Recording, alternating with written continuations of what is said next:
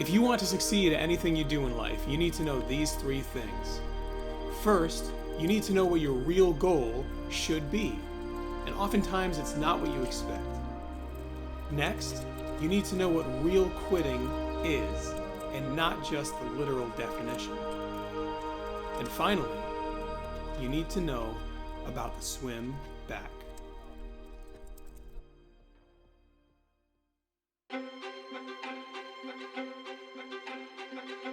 Growing up in the 80s and early 90s, MTV was a big thing. It was like the only thing that we had, right, in terms of pop culture entertainment. I was led to believe that playing guitar as fast as I could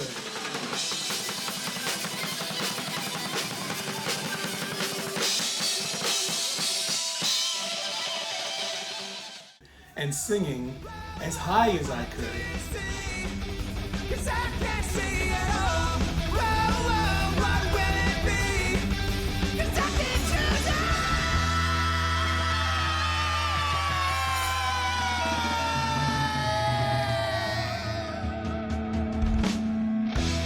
was the best way to attract someone's attention, or at least that's what MTV led me to believe. So I spent countless evenings and weekends alone in my room playing guitar and singing and refining my craft.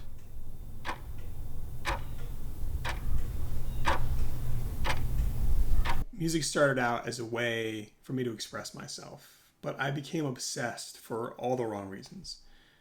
Music was and always will be an enormous part of what I have become.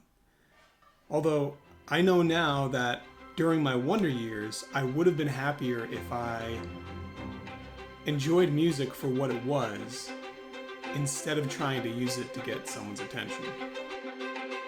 A real goal is one in which the journey is more rewarding than the end result.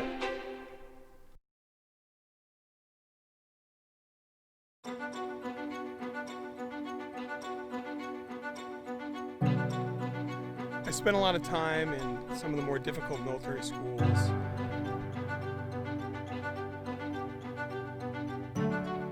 Both as a follower and a leader, I saw quite a bit of quitting. The funny thing is, the quitting occurred when you would have least expected it. Sure, statistically, most of the quitting occurred in the first several days, but that's not when most of the real quitting happened. Most of the real quitting occurred during the in-between, meaning the quitting happened between the hard stuff. It wouldn't happen at 3 a.m. when you got woke up and you're doing thousands of repetitions of some kind of an exercise. It didn't happen when you were swimming in 42-degree ocean water.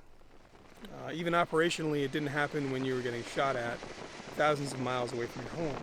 I'm ready for battle. No, you're ready to get your pores cleaned out.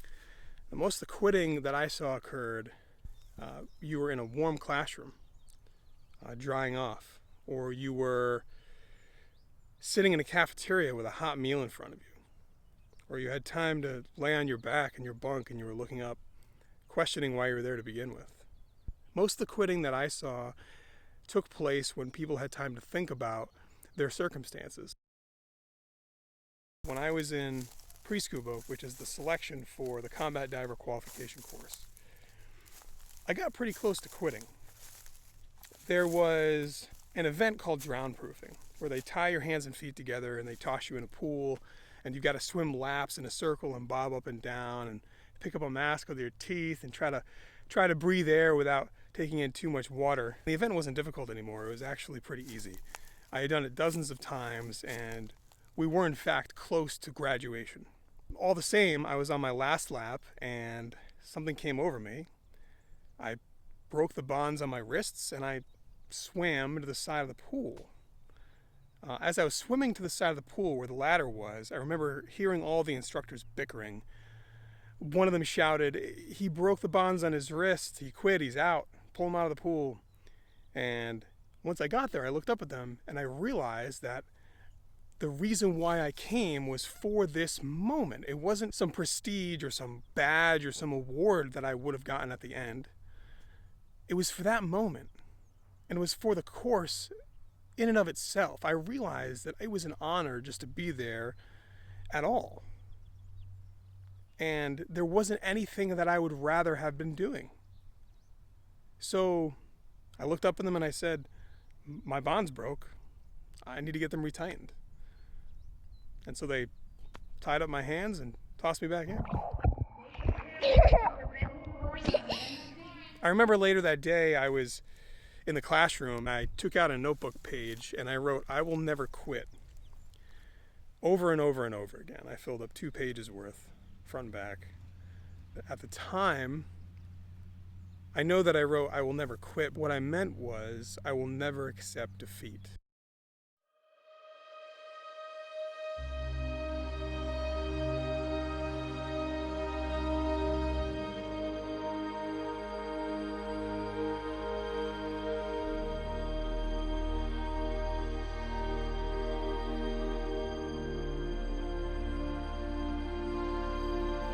There is this movie called Gattaca.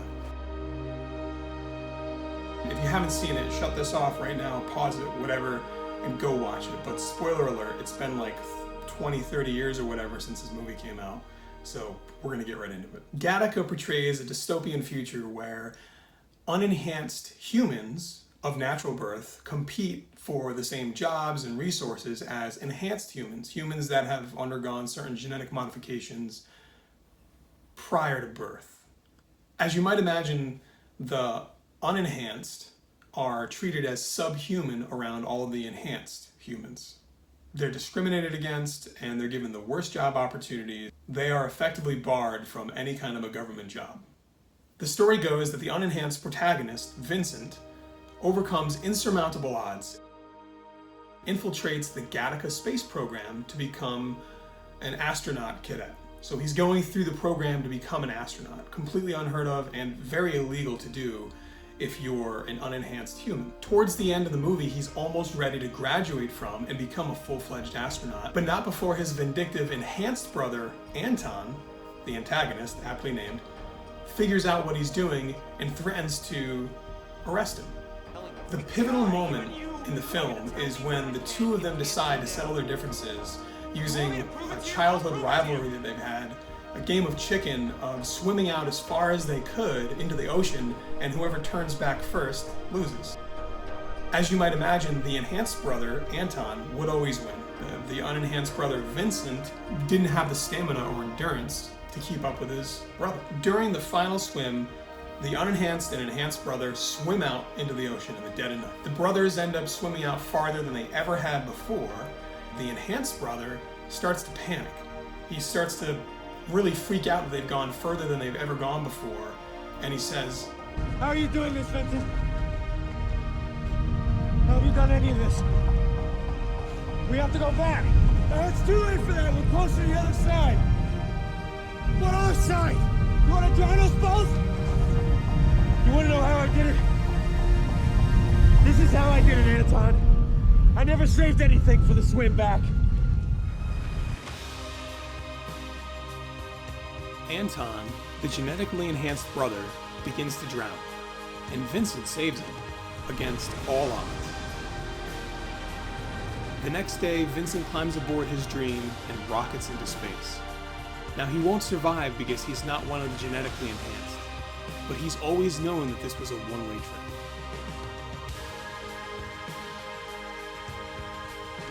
If you want to succeed at anything in life, never focus on the end result, never accept defeat, and never save anything for the swim back.